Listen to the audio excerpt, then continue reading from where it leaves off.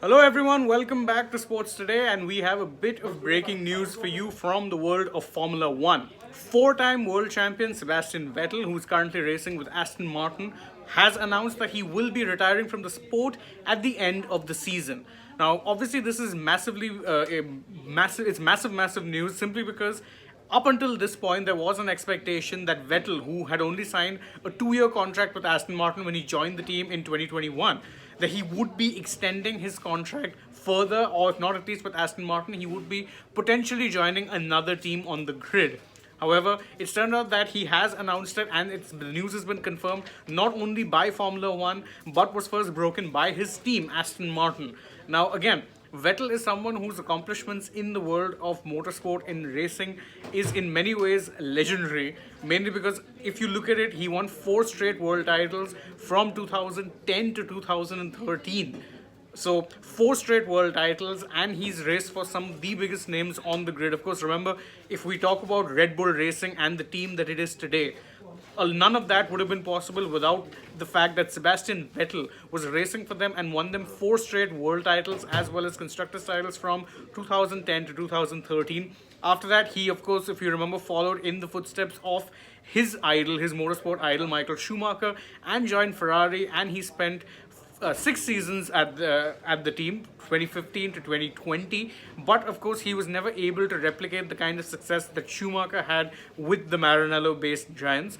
Nevertheless, Vettel is someone who stands very close to the top of the mountain when it comes to Formula One history. Because again, remember, if you have to look at it, he's won 4 world titles, and he's won 53 races as well as 122 podium finishes is what he has, pointed out by Love Rami in the chat. So that's a very unique career, because you have to remember there's very few multi-time world champions in Formula One. In fact, if you look at the number of people who have won more world titles than Sebastian Vettel, the only people on the list would be Juan Manuel Fangio, Lewis Hamilton, and Michael Schumacher. Fangio, remember, won 5. Hamilton and Schumacher have won 7 each. And in fact, before Hamilton's dominance in the turbo hybrid era that started from 2014, it was always Vettel who was seen as the person who would largely be the successor to Schumacher, thanks in no small part to the way he absolutely propped up Red Bull in their early days. Not only made them a race-winning team, but also a serial title-winning team that even today is competing for top championships. Remember, they won the world title with Max Verstappen in 2021 and are currently favorites to win both titles in 2022 as well. None of that, you could argue, would have been possible without the influence of Sebastian Vettel. Now, obviously, there have been debates over the latter parts of his career and how it went, and no doubt he himself would feel that in many ways, he could have had a better career, particularly in Ferrari. Again, 2017 and 18 were the closest he came to actually winning the title with Ferrari. 2017, 18, both years, in fact, him and the team were undone in many ways by errors both from the team as well as from Vettel himself. If that sounds like a familiar story, yes, that is exactly what's happening with the clerk right now. But Vettel, as I said, he's really up there when it comes to not only race wins. 53 race wins is a lot, 122 podiums and 4 world titles. And imagine, he won 4 world titles with a team that at that point were seen as a little bit of a joke, because again, remember the jibes at Red Bull was that, oh, they're just an energy drink team, and so they wouldn't really be able to accomplish anything. But Red Bull right now is one of the top teams in F1, and they owe that dominance, the reputation that they have right now is owed in no small part to Sebastian Vettel, because of the fact that he legitimized that team, made them a title-winning force. And yes, the latter parts of Vettel's career did see him taper off quite a bit, because again, at Ferrari he was still driving at a very high level, but personal mistakes, individual mistakes were happening few and far often, and far too often for his liking. In fact, 2018, you'll remember, he crashed out at the German Grand Prix, and now then of course, that was seen as the start of the end for him in terms of that year's title fight. 2019 was a disappointing year. 2020, he left Ferrari in less than ideal circumstances, and obviously, 2021 and 22 haven't been great for, Aston Martin. And in fact, Vettel hasn't looked bad, but again, the Aston car has generally underwhelmed. As for who that replacement will be, well, that could be an interesting story, because we don't really know. This was not expected as such.